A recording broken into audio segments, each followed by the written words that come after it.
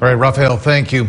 More than 2 decades after the brutal assault that nearly took the life of Carrie Anderson, an assault that left her with a traumatic brain injury and a broken soul, Bakersfield police have announced an arrest in this case.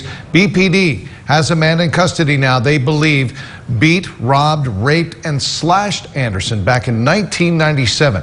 A case we at 17 News brought back into the public view 3 years ago. Did that reviewed and renewed attention pay off? 17's Robert Price has the story. It was 23 and a half years ago that Carrie Anderson's life changed forever. She doesn't know how she got out into that field, but she does know she almost died there. She'd been left for dead in a field behind Golden Empire Transit's maintenance yard, just off Golden State Highway and F Street. It was November 23rd, 1997, 4 days before Thanksgiving, and Anderson was having a beer at her favorite bar, the Buckhorn on 34th Street. She had loaned an acquaintance $200 from the $3,000 in cash she was carrying. That was about the last thing she remembers. A Get employee found her hours later, unconscious and clinging to life. She'd been raped and bashed on the head, her throat slit, and police had no suspects. The attack left Anderson with devastating physical disabilities. A month passed before she could speak. She permanently lost her sense of smell and taste. She had to relearn how to walk, how to bathe herself. Sometimes the emotional scars seemed worse.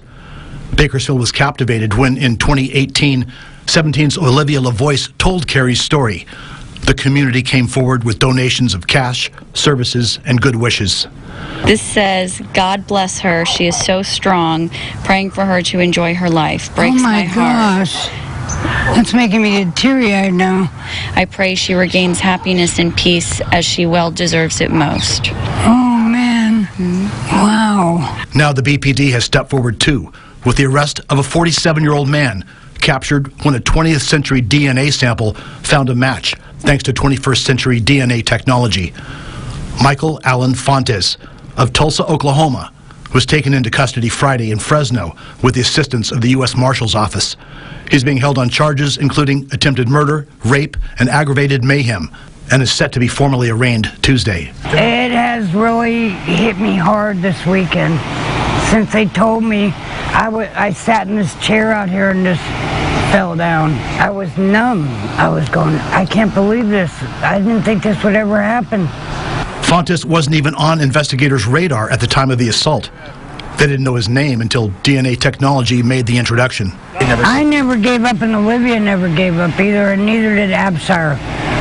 She never gave up. She's been working on my case for a long time. Sergeant Christine Abshire has been on the case for 6 years, and though there's been an arrest now, she says the investigation is not over. You naturally get where you become emotionally attached, or you have some kind of empathy for them, or you want the case solved for obvious human emotion reasons. I wanted her to have that peace. I think we all want every victim and their families to have that justice and that peace. There's also considerable satisfaction for LaVoice, who, though she now works in Seattle, has continued to follow the case. Police investigators get attached to victims sometimes, and so do reporters.